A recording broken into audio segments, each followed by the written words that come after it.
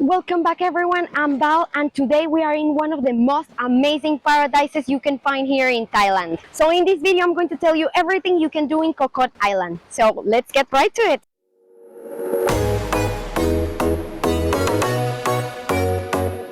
Koh Kood Island is located in the province of Trat, east of Thailand, right beside the border with Cambodia. It is a lay-low paradise, perfect for a weekend getaway, which is also the reason why the island doesn't have many tourists, but it's also a place to chill.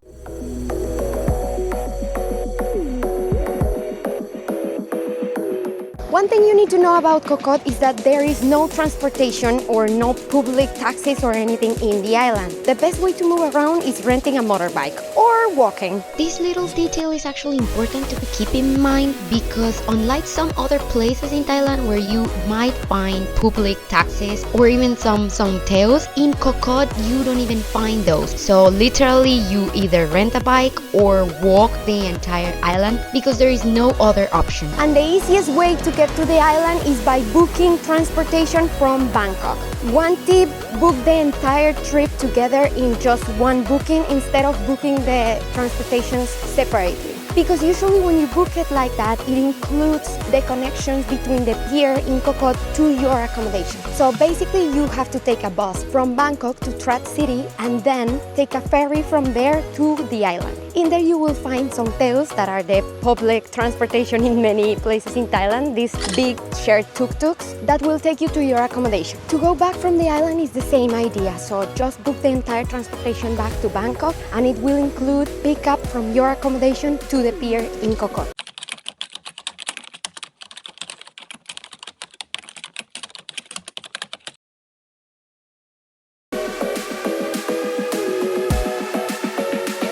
In the island you can find different prices for accommodation, from very affordable guest houses and hostels to 5-star luxury resort. Many of the places you can find for accommodation are either close to the beach or at beachfront, which is an advantage when you're in the island. And also most of them have restaurants inside their own facilities, so you don't have to move around and look for a restaurant for eating. And they can also include some of the meals. In our case, we stayed in a guest house in the south of the island that had a private room with their own bathroom for 2 people, and it included breakfast in the guest house restaurant. It was around 1,000 baht per night, so it was a really good price for the accommodation. The biggest attraction about this island is the calmness and the emptiness. So people come here to relax and to get away from all the hecticness of cities like Bangkok or even Chiang Mai. So if you're a person that is expecting to come to Koh Kood for partying or things like that, let me tell you that you're going to be a little bit disappointed because this island, despite the beauty, is just a chill. But even with that, it has plenty of spots to visit and the nature in the island is just beautiful. There are only a few bars in the island, but there are plenty of seafood restaurants. That is something that you should definitely try.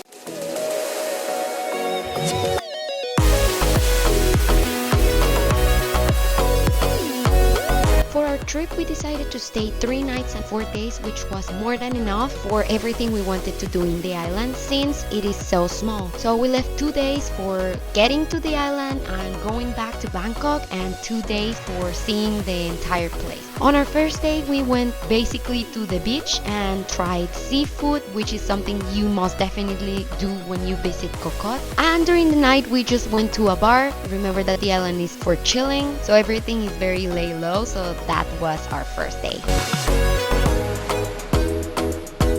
For our second day, we first went to one of the cafes in the middle of the road that offer Western food at very good prices, and then we just decided to go to the beach again and walk the entire island. So we basically walked or hiked around 3 hours, and we went to the beach and to the most popular waterfall in the entire island. Beware, the road up the waterfall is slippery and it's not actually easy for access. So be very careful if you going up there. Then we just hiked our way back to our hotel, and that was basically it.